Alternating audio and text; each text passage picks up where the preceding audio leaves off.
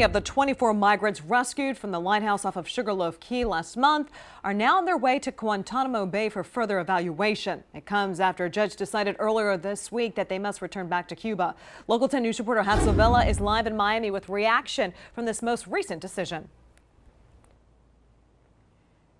And as you mentioned, Constance, 20 will be sent to Guantanamo Naval Base. The other 4 will be sent back to Cuba because immigration officials said that they didn't deem that they had fear of persecution, which folks here at Democracy Movement are concerned about that because they say what Cuban migrants would want to go back to Cuba. Now, all of this comes hours after several big developments for the migrants. Earlier this week, as you mentioned, a federal judge ruled that the Coast Guard could send them back. Then yesterday, an odd twist, a fisherman finds a message in a bottle written by the migrants in which they allege mistreatment by the Coast Guard. So the Coast Guard is now launching an investigation.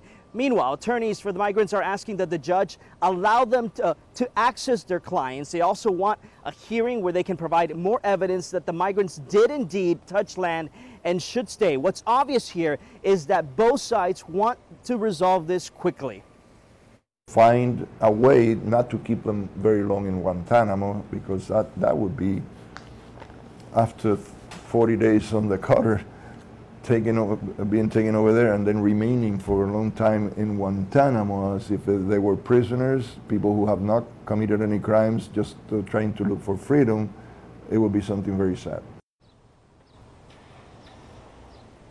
All right, so here's what we know. The Coast Guard is not saying when the 4 migrants will be taken back to Cuba or when the 20 will be taken to Guantanamo. But here's what we know, though. The judge did say that his ruling will come quickly. For now, reporting live in Little Havana, Hatzel Vela, Local 10 News.